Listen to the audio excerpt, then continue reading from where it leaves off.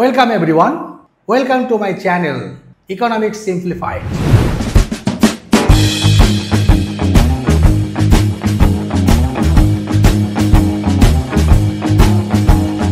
আমি প্রশান্ত স্যার তোমাদের কাছে চলে এলাম আবার কিছু ইকোনমিক্স নিয়ে গল্প এবং আলোচনা করার জন্য।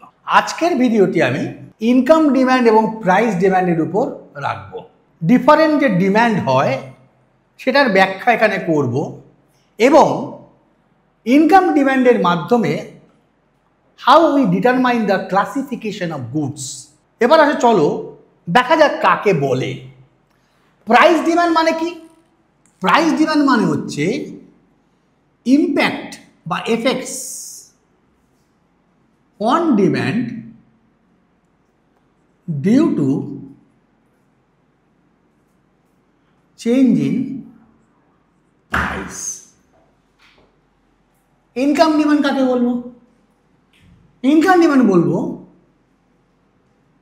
Effects on demand due to change in income of the consumer. অর্থাৎ দ্রব্যের দামের পরিবর্তনের জন্য চাহিদার উপর যে প্রভাবটা পড়ে তাকে আমরা বলছি প্রাইস ডিমান্ড। আর কনজিউমারের ইনকামের পরিবর্তনের জন্য চাহিদার উপর যে প্রভাব পড়ে তাকে আমরা বলবো ইনকাম ডিমান্ড। এখন এই ইনকাম ডিমান্ড দেখে বা ইম্প্যাক্ট জেনে আমরা কোনটা কি ধরনের দ্রব্য সেটা ক্লাসিফাই করতে পারি। কীরকম? ধরা যাক আমরা এদিকে মাপছি ইনকাম অফ দ্য কনজিউমার আর এদিকে মাপছি ডিম্যান্ড অফ দ্য কমোডিটি।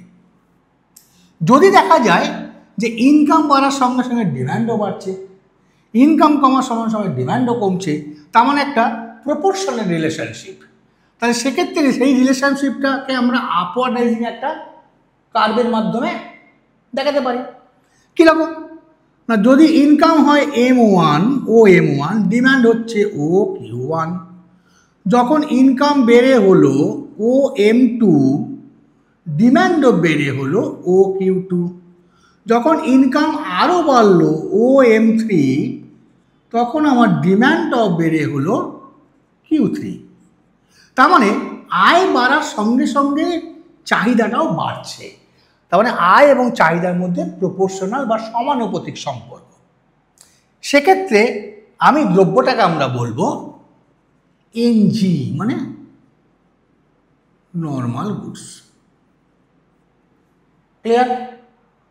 এইবার আসুন, যদি দেখা যায় এদিকে আমি ডিমান্ডটা মাপছি, এদিকে মাপছি আমি ইনকাম, দেখা গেল একটা সার্টেন লেভেল অবধি ইনকাম বাড়ার সঙ্গে সঙ্গে দ্রব্যটার চাহিদাটা বাড়ল। তারপর in spite of increase in income the demand of that commodity is decreases. তার মানে কেমন হচ্ছে? এই ধরো এই লেভেল অবধি ইনকাম বাড়লো, ডিম্যান্ডও বাড়লো, ও M1 ও M2 ও M3, এই যে বাড়ছে এই যে বাড়ছে, Q1 Q2 অ্যান্ড Q3, তাহলে কোয়ান্টিটিও বাড়ছে আপ টু দিস স্টেজ। ইনকামও বাড়লো, কোয়ান্টিটিও বাড়লো। তারপর দেখা গেল এই ইনকাম বাড়া সত্ত্বেও আমার এই যে ইনকাম ধরো বেড়ে গেল, আমি এটা রেড পেন দিয়ে দেখি বোঝার সুবিধার জন্য। কীরকম দেখো, ধরো এই যে ইনকামটা তোমার হলো M4, তাহলে এখানে ইনকাম বেড়েছে, বাট তোমার কোয়ান্টিটি ডিমান্ডেড কিন্তু হলো Q4, যেটা Q3 থেকে কমে গেছে আগের থেকে। তাহলে এক্ষেত্রে এই যে কমোডিটি ডিমান্ডটা এক্স কমোডিটি, এই কমোডিটিটা হলো IG, মানে ইনফিরিয়ার গুডস। দ্রব্যটা নিকৃষ্ট দ্রব্য। নিকৃষ্ট দ্রব্যের ক্ষেত্রে কি হয়, দ্রব্যের মানে ব্যক্তির আয় বাড়ার সাথে সাথে একটা সার্টেন লেভেল অবধি চাহিদা বাড়ে, তারপর আয় বাড়ার পরেও সেই দ্রব্যের চাহিদাটা কমে যায়, তখন সেই দ্রব্যটাকে আমরা বলি ইনফিরিয়ার গুডস, যেটা কিন্তু স্বাভাবিক দ্রব্যের ক্ষেত্রে দেখা যাচ্ছে না। একটা উদাহরণ দিই, আমার মাছ ছাড়া ভাত খাওয়া হয় না, এই মাছের একটু গন্ধ, একটু 2-1 পিস বা একটু ছোটো মাছ হলে পরেও আমার ভাতটা একতারা খেতে পারি। তাহলে মাছের প্রতি আমার একটা আকর্ষণ আছে, এবার ইনকাম কম, তাহলে কি করবো, ওই ছোটো মাছ ওইগুলো দিয়েই কিনে আনি আর বাড়িতে বসে ওই মাছ দিয়ে ভাত খাই। কত ইনকাম করি, মাসে 10,000 টাকা। বড় মাছ তো আর খেতে পারবো না। এবার ওই মাছ কিনতে কিনতে প্রতিদিন ওই মাছওয়ালির সঙ্গে আমার একটা ওই ভালো সম্পর্ক হয়ে গেছে। কোনো দিন যদি বাজারে না যাই, পরের দিন আমাকে খোঁজ করে, দাদার কি শরীর খারাপ ছিল, গতকাল দেখলাম না, কারণ এদের রেগুলার খদ্দের। এইবার দেখা গেল বেশ কিছুদিন পর আমি যখন গেলাম বাজারে, আমি যাওয়ার সঙ্গে সঙ্গে দিদি আমায় ডেকে বলল, দাদা আজকে একটু ভালো মাছ আছে, জ্যান্ত ছোটো মাছ, যেটা পছন্দ করেন আপনি। রাখলাম, আচ্ছা আমি আসছি। আমি কিন্তু কিনলাম না, আমি গিয়ে ভেটকি, ইলিশ, যত কস্টলি ফিশ তাদের দামটা বেশি, উৎকৃষ্ট মান, তাদের কাছে কিনলাম। যাওয়ার পথে আবার ধরেছে দিদি, দাদা রাখলাম তো, নেবেন না আজকে? আচ্ছা দাও 100 গ্রাম, বাড়ির মেনিটা খাবে, মানে বিড়ালটা খাবে, কিংবা 100 গ্রাম দাও, একটু টক করে খাবো, মাছের টক।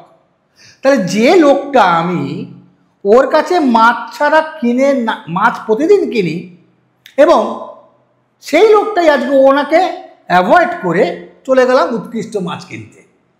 কারণটা কি?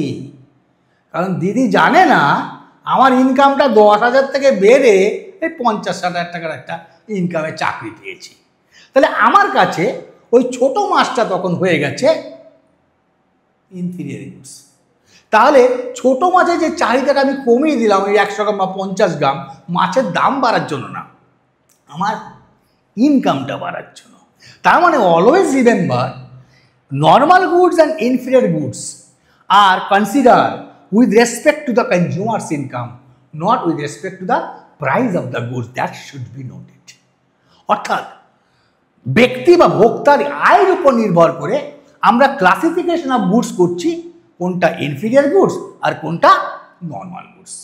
এবার আসা যাক আরেক ধরনের দ্রব্য আছে, যেটাকে আমরা ফিগারে দেখাই। আমি এখানে কি করলাম, ডিম্যান্ড, এদিকে করলাম প্রাইস। দেখা গেল কিছু কিছু দ্রব্য আমরা পাবো বা পাই যেখানে আয় বাড়ার সঙ্গে সঙ্গে আমার ডিম্যান্ডটাও বাড়ে। অর্থাৎ আমার ইনকাম যখন M1, M2, M3 কোয়ান্টিটিটা বেড়ে হচ্ছে OQ1, OQ2, OQ3, তাহলে এখানে ইনকাম বাড়লো, এখানে ডিম্যান্ডও বাড়লো। কিন্তু আফটার সার্টেন স্টেজ আমার ইনকাম বাড়ার সত্ত্বেও আমার ডিমান্ডটা কিন্তু একই আছে। এই ইনকাম বেড়ে গেছে, ইনকাম বেড়ে গেছে, তাহলে ইনকাম বাড়ার পরও আমার কিন্তু ডিমান্ডটা একই আছে। এই ধরনের দ্রব্যকে আমরা বলবো ইনএক্সপেন্সিভ নেসেসিটিস, অর্থাৎ ইনএক্সপেন্সিভ নেসেসিটিস। তার মানে কি, যেখানে খরচটা মানে খুব একটা ব্যয়বহুল নয়, অথচ আমার প্রয়োজন আছে, যেমন মোমবাতি, দেশলাই, এগুলো। অর্থাৎ একটা লেভেল অবধি আমি কিন্তু এটা বাড়াই, কনজামশনটা বাড়াই, তারপর আমার ইনকাম বাড়লেও আমার কিন্তু ওই কনজামশন অফ দ্যাট কমোডিটি বা those commodity will B a certain that amount, after that it will not increase. তখন ওই ধরনের দ্রব্যটাকে আমরা বলবো ইনএক্সপেন্সিভ নেসেসিটি গুডস। তাহলে ইনকাম ডিমান্ডের রেসপেক্টে আমরা 3 ধরনের গুডস পেলাম। একটাকে বলা হয় নর্মাল গুডস, একটাকে বলা হয় ইনফিরিয়ার গুডস, আরেকটাকে বলা হয় ইনএক্সপেন্সিভ নেসেসিটি গুডস।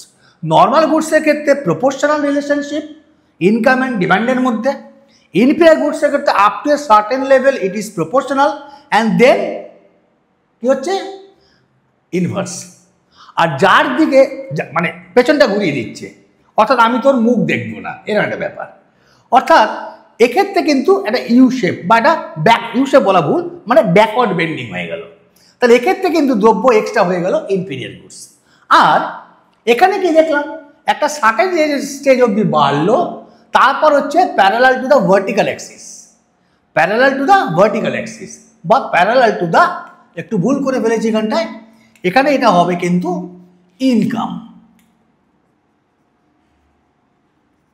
অর্থাৎ parallel to the vertical Axis মানে হচ্ছে parallel to the income Axis. তার মানে এখানে আমার নেসেসিটি গুডস। Clear concept? কি সমস্যা নেই তো? যদি থাকে কোয়ারি রেজ করতে পারো, আমি আছি। তাহলে আজকের জন্য এই অবধি থাক। হ্যাঁ, যদি ভিডিওটা তোমার আজকে ভালো লাগে তাহলে অবশ্যই লাইক করো, সাবস্ক্রাইব করতে কিন্তু ভুলো না। কেন? পরবর্তী ভিডিওটা যাতে তাড়াতাড়ি তোমার কাছে হিট করে, নোটিফিকেশন যায়। আর সবচেয়ে বড় কথা হলো, তোমরা বেশি বেশি বেশি পরিমাণে শেয়ার করো বন্ধুবান্ধবকে, যাতে আমার ভিডিও তাদের কাছে পৌঁছে যায়, তারাও যেন তোমাদের মতো ভিডিওটা দেখে ইকোনমিক্সটা এনজয় করে এবং তারা যেন কিছু শিখতে পারে। কি করবে তো? তাহলে আজকের জন্য